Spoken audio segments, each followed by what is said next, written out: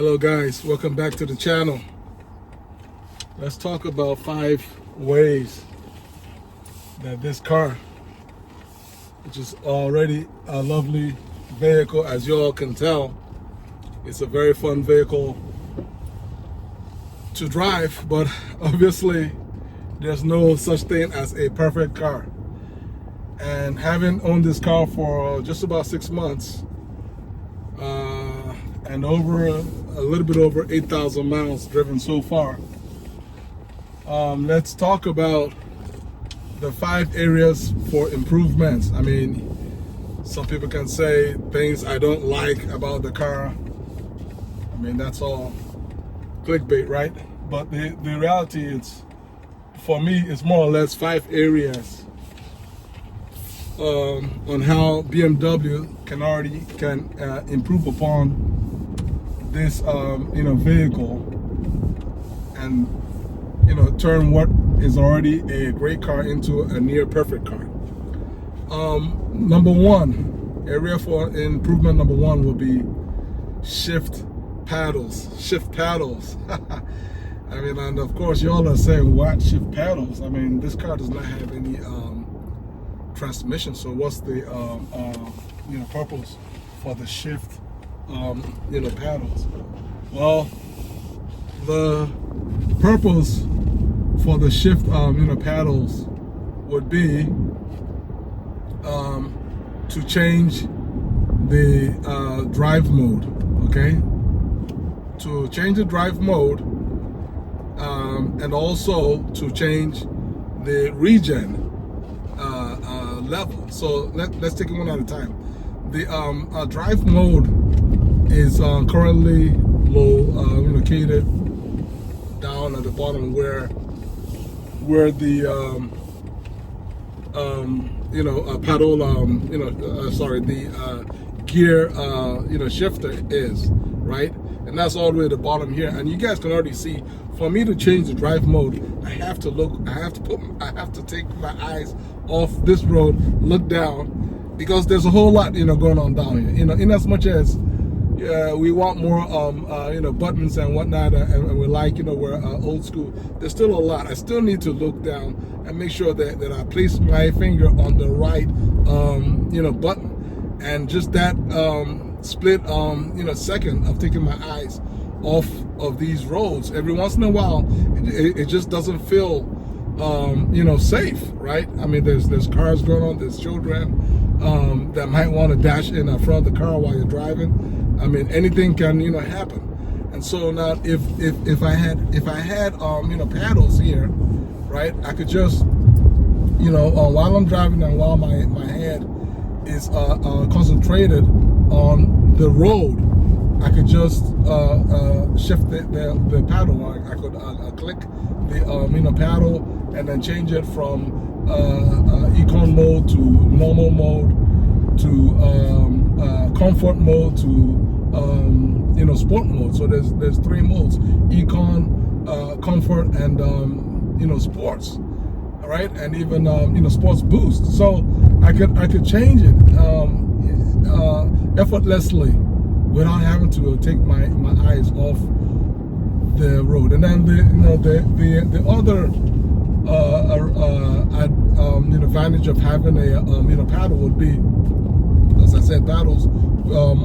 One of the paddles will take care of the driver modes, and the other paddle will take care of the regen. So again, it's pretty much the same deal as it is. It's even worse with regards to regen, because as of right now, if I want to change regen, I have to go in to the screen and adjust the regen. Now this BMW has 3 regen levels. It has low, medium, and high, right? And then I guess the 4th level, if you want to call that, is adaptive regen. As it stands right now, and I've only used, in 6 months, I've only used 2 of the regen modes, and that is the adaptive regen, which is what I use when I'm driving on the highway, and I just have it in the drive mode, so that way the car will coast. And then using adaptive regen. It will automatically apply regen, you know, as opposed to having to brake when my car gets closer to a car in front of it. That's the adaptive. That's what I've been using when I'm on the highway. When I'm not on the highway, I'm on the B mode, which is the one you know, pedal, and the you know, default of the B mode is high regen. Now, of course, I can go in and I can change it from high to medium and whatnot. But the reality is, I'm already used to driving with the high. I have learned how to you know, make this you know, high regen mode work for me, and you know, so that I can drive without it feeling you know, jerky. Everything is nice and smooth. In fact, right now I'm driving on the you know, B mode. So, but I would love to. I would have, and I still would at some point in time. You know, test out the other regen you know, levels. But as I was mentioning with regards to the you know, paddles, it would have been much easier had I had a paddle to at least give it a try.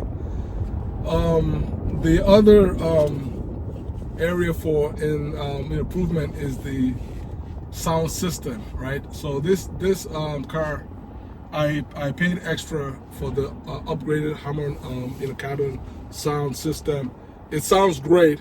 It sounds great as long as you haven't heard, you haven't sat in another car that has premium you know, system. Because if you've been in a car that has a much better system than this one right here, then you will be able to tell the you know, difference.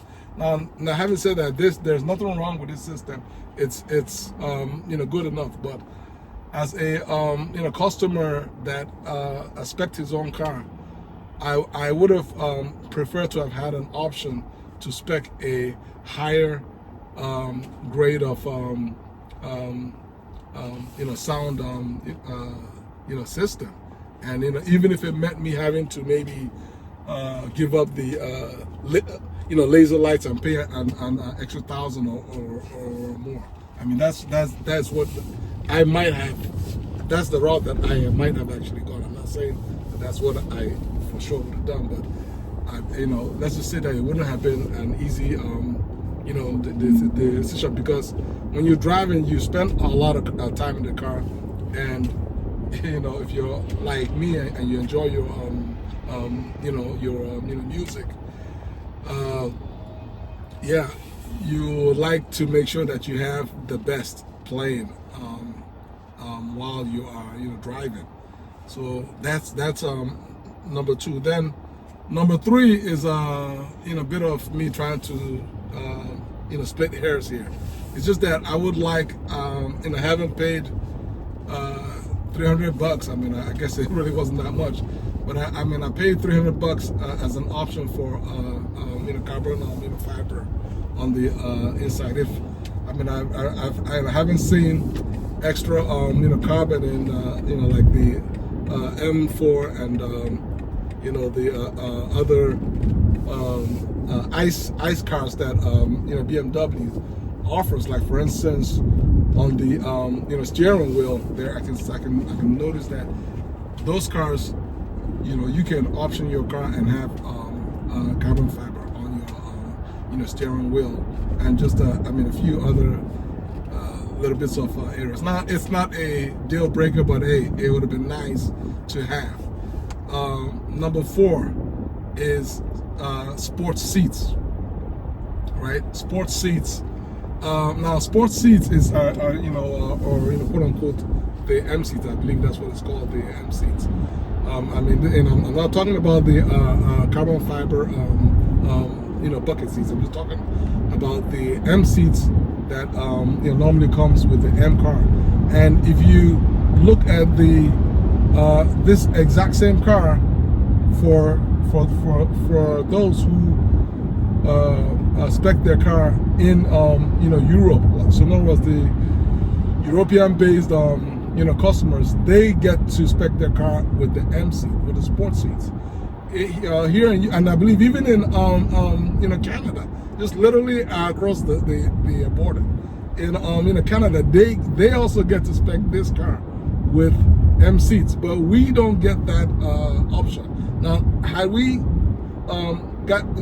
had the option to spec this car in with the M seats, I definitely would have picked that option, because I love the look of those seats. And I mean, when you're driving an M50, I mean, these seats are nice. Again, don't get me wrong.